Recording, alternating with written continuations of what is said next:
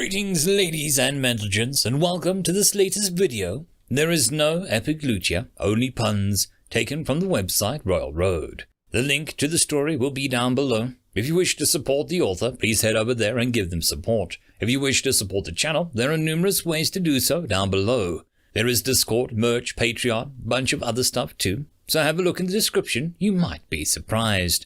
Anyways, now on to the fiction. As always, I hope that you enjoy. Chapter 162. Yanira Yatina. A slight excitement tinged the air inside the large grey building and loose cloth, which contained around 40 people. The portable construction was only allowed when fair play could prove that it was a camping facility and not a permanent fixture of the land.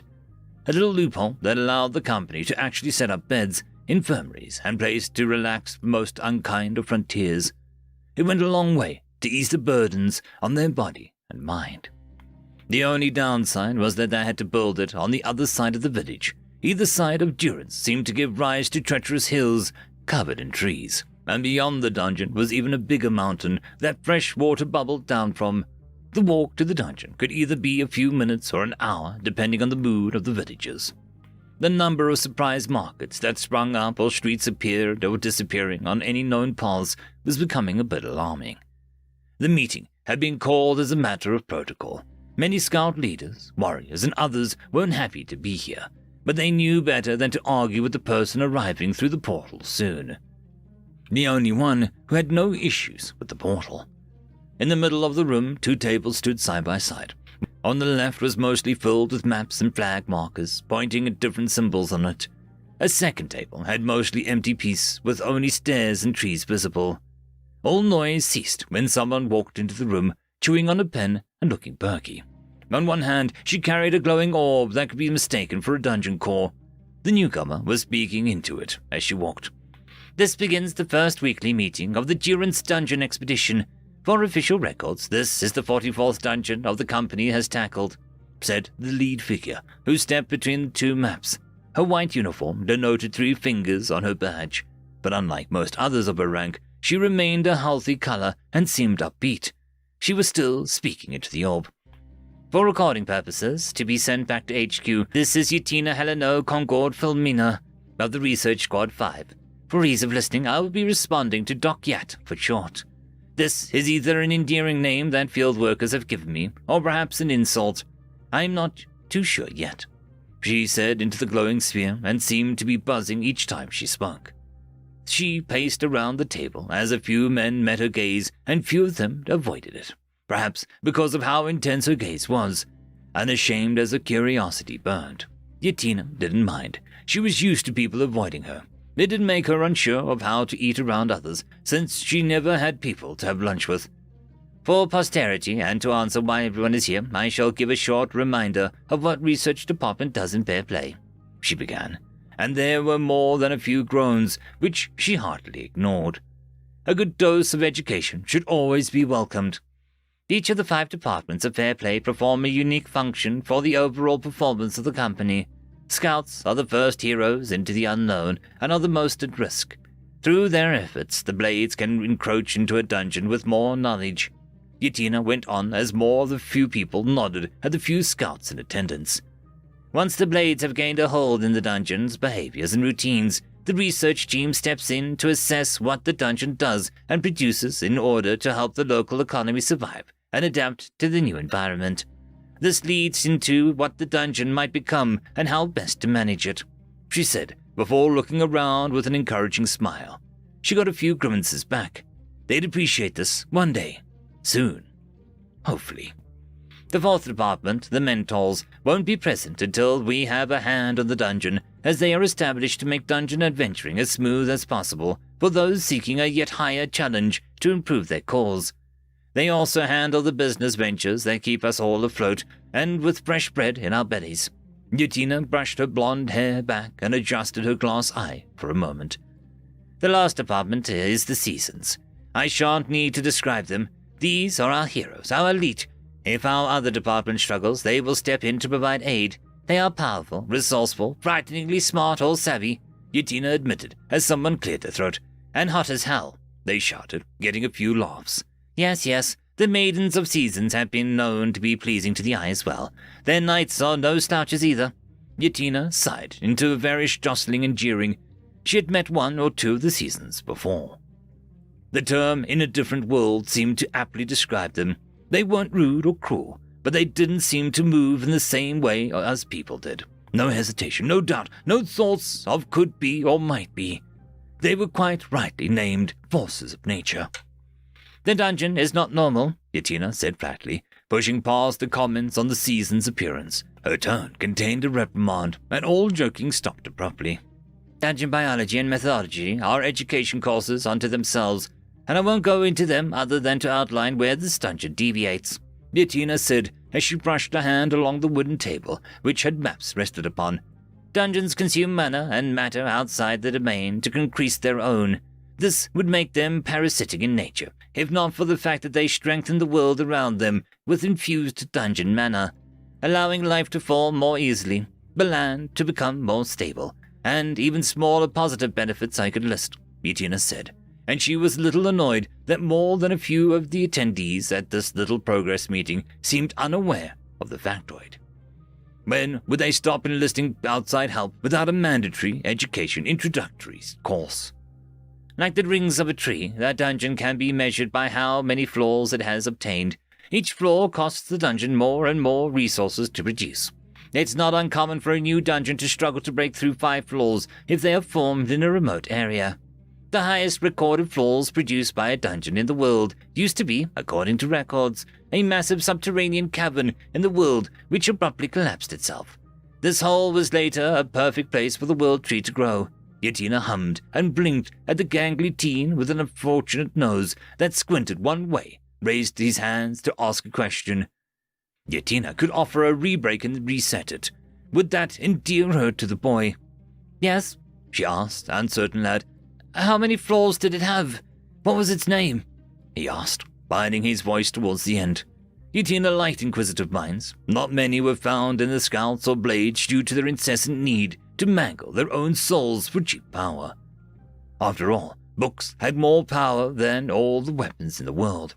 They cured Yatina's desire to throw herself off the nearest cliff in her younger years. 1,000 floors, if you could imagine it, she said wistfully, getting a sharp intake of breath from the gathered people. If we've translated it right, you must understand that our older languages were still massively divided, unlike today in which we have the East Common and West tongues. Then the name of the dungeon could be read one way as the King of the World, Yatina said slowly, trying to dredge up old memories of studying. It had been some of the best years of her life. However, due to mistranslations and missing use of grammar, another translation could be closer to the Brother's Path, she said patiently. There was silence at that. She looked around, surprised. What? Did no one know that 1 or 2 creators of our world was the original dungeon core before all others? She asked, exasperated. How did they think monsters came to roam the world? Happy little accidents? Are we dungeon mobs? Asked one of the blades, in an existential dread. Yatina pursed her lips. If only some of you could be so interesting, she finally said before looking down at the map with a pleased expression. If only, she repeated. She put her fingers on the room-marked entrance. We shall start with the first obvious deviation, she announced to the group. It has 50 floors or something, someone asked, sounding bored. Yatina felt a spike of doubt rise up in her. Was she boring? Was she doing a disservice to how amazing this dungeon was? She shook her head, trying not to look nervous. Not at all. It's smarter than it should be. The mana readings back up what the townspeople say, Yatina said with a frown. It only has 4 floors, but it doesn't act like it, she concluded. Yeah, I've seen dungeons with 20 floors that don't measure up to the madness that's on the first floor. A man stood up, looking mildly greenish due to the duck shoving a gut-rot mushroom into his mouth. Yatina felt bad for the man. No one should have to endure the taste of Tortog's lasting legacy. This could be a piece of evidence to the theory of evolution, Yatina interpreted more objections. The general response was snickering and rolls of eyes. The theory was not popular due to the fact that humanity had roughly decent logs back to the beginning of the world's making. They were made in the human form and remained human. However, other things have not remained so static. Monsters, animals, and even dungeons have been showing signs of a shift. Fine, Yutina held her hand up to stall the arguments. There was always a debater in every group, and she wanted this meeting to make progress before she died of old age. The entrance is code-locked, but only in such a way that once the code is known, there is nothing stopping it being shared. Honestly, I think it was just to keep random monsters out once it settled on a theme, Yutina said as she put a stone tablet down to represent the entrance. It went A, B, triangle, upside down, L. One of them spoke up, sounding unsure. The other snorted, triangle, upside down, L, B, A. She corrected, and the door didn't budge. Nearby, Ruli and Quist held their breaths as they tried another code. A bottle of expensive booze was on the line, and the longer they took, the more likely Rudy would win. The dungeon entrance has 2 offering tables, which is perhaps the most modest I've seen dungeons go once they start thinking. The golden fires of the capital dungeon, the twin demands of the twin dungeons, and the ruby dungeon that only accepts beautiful things, and so on. She hummed as she tapped the 2 table models with a smile. Her eyes shifted over to the side room. This, however, is new, she stated firmly. A kill room. Dungeons have them. The ruby dungeon you mentioned has a massive hourglass at the entrance. Each grain is someone it has killed. Someone spoke up dismissively. Yutina shot them a long look. This is why the research department was needed. Then you are either blind or insensitive to as a spoon. The feel, the design, the sorrow. It names people. It offers them not out of spite, but in peaceful place people can opt in to visit. It's not shoved into your face, forcing us to see it every time we walk past, she countered, and the man crossed his arms, unimpressed. I feel sorrow for it who it devours, as much as I felt sorrow for a sausage I had last night, he glared. No one wants to hear about your conquests. Please apologize to the farmer, whose pig you forced your company upon, and take an hour to do laps, Yutina said without emotion, trying not to bristle like a cat. The man stalked off, but didn't dare to act out. Yutina was a 3rd-ranked member. What she lacked in physical martial combat, she compensated for by grabbing his paycheck and waving it over a fire. Some people wanted to die having a last word, truly. Yutina couldn't imagine being so set in one's ways to ignore evidence. There is also the fact that while most entrances should be safe, this one has proxies, Yutina said slowly, and more than a few people winced at her words. Bear Play Expedition number 6. Mocking me, eh? A sword-wielding woman sneered as she slashed at the accursed statue, looking down at them with its pitiful gaze. How dare it pretend to have emotions? Dungeons only felt hunger and hatred, no different than a monster. She slashed at it, daring to show names in, of all things, a memorial. If this dungeon were near her old village, would her sister's name be on this thing? Go to hell, she yelled, chipping her sword more than the statue until she felt not alone. She turned slowly to see a giant mushroom with a frowning moustache. Stay back! I won't hold back, she warned as the creature eyed the nicks in the statue's face and neck, then at her sword. It slowly put down a pot with a price tag on it, a very odd-looking vase that was molded in such a way as to look like a sagging wind instrument. It was also bright yellow. Your sister. Tell me about her. I have a brother and sister too. I had more, but they did not make it. It rumbled. She took a step back, sword shaking. We shall make a pot to remember her by. Yes. The sword fell to the ground. Yes, well, she'll recover once she stops crying over that pot. I've read that crying is good as for the soul, Yutina muttered as she drummed her fingers on the table.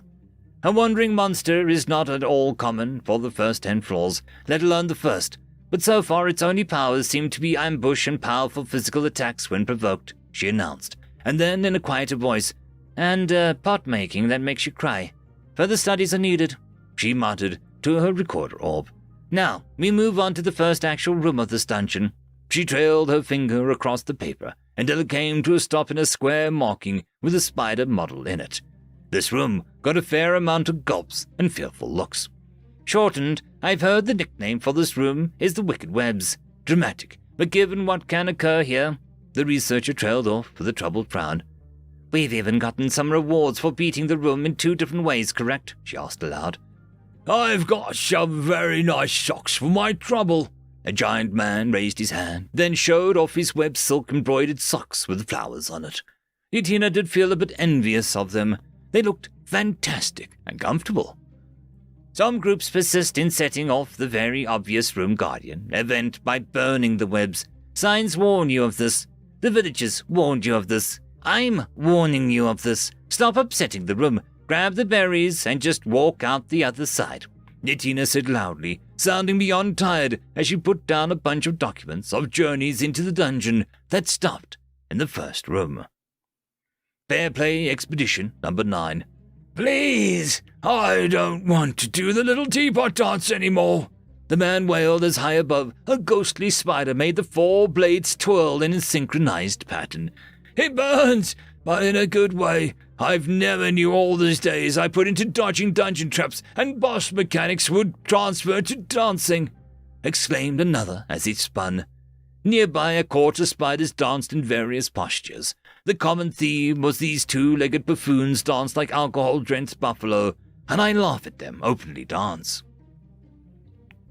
We've lost at least 3 to the calling of dance, while more just developed a phobia of spiders, Yatina said brightly as she read the reports. Results on the berries are very promising. I'm told they make a lovely pie, jello, lip balm, and lubrication, she listed. She paused as people snickered. For the more complex machines we employ, you adolescent children, she said waspishly. Yatina did not want to think about these things. The idea that act alone made her queasy. So many things touch, and the fluids like sweat and body odor. No, Yatina could feel her stomach heaving. Yatina had been in love, but it had never resulted in any urge like that. Perhaps she was broken in some way. But if she was broken, Yatina would celebrate that quirk and paint it up with colors. Besides, if she didn't have a partner in life, that just gave her more room for books. Books never demanded anything from her, judged her, or accused her of being unable to love. They accepted Yatina when she was done with them for the day, happy to welcome her back once her work allowed it. Few people in her life could match that sort of companionship. The next room is the lake, she said, and someone actually screamed a little. Yatina looked up in surprise as someone tried to hide a duck feather they took from a pillow or some such. They had brushed it against the twitchy scout's neck.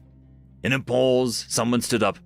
Time for a patrol, he said, and Yatina raised her hand to stop him, but others stood up, excusing themselves from the meeting due to the bathroom break, taxes, a chronic illness called legma, and one just said, I left the oven on. That left Yatina with the boy with the wonky nose, an embarrassed boy who looked familiar, and a handful of scouts in the meeting room. How did you break your nose? Yatina finally asked, needing something to latch onto as to hide her shame at the lack of respect that she was shown. I tripped down the dungeon stairs at the entrance, he answered honestly. Yatina was going to need more books at this rate. She noticed how one of the scouts looked odd now that she was isolated, sort of sitting hunched in the corner, and Yatina wasn't sure if it was a blade or a scout. From under his big cap, she could see something odd. Poor man, he must have been force-fed gut rots too. His only visible piece of flesh was his long bulging nose that was deep green. His top half sloped to the left as if injured, and he adjusted it from his hip. What a fantastic motor skills! The scouts or blades were a hardy lot. I can sort that out for you later, Yatina said to the boy, then inhaled. Should I continue? She asked and winced internally. She should continue, not ask for permission. How in the world did she ever get promoted? She smiled as everyone nodded excitedly. She gestured to the large stack of papers, nearly half her height, with a duck figure on top. These are incident reports from one creature alone. Without proper sensors to get a reading, we have named it Danger, she said, and the pile of reports wobbled dangerously. So far, we have lost close to 20 standard-issue daggers, 3 uncommon enchanted knives, and 1 rare dagger that we attempted to retrieve as the dungeon did not absorb it, perhaps as bait, or perhaps as a reward to its duck, Yatina said excitedly. Such undocumented behavior. Oh, she could spend years going over this dungeon. It likes knives, one of the scouts asked, frowning. I think it likes chaos, Yatina admitted. Is there any way to get past it? Sometimes the storeroom is locked, and the only key is by that duck, the wonky-nosed boy asked. Yatina stared at the waiting group with a long look. "Have you tried, giving up bread?" she offered. "We could poison the bread." One of the remaining blades perked up. No, just give the damn duck some bread and see if it lets you have the key. It's simple bartering," she said loudly.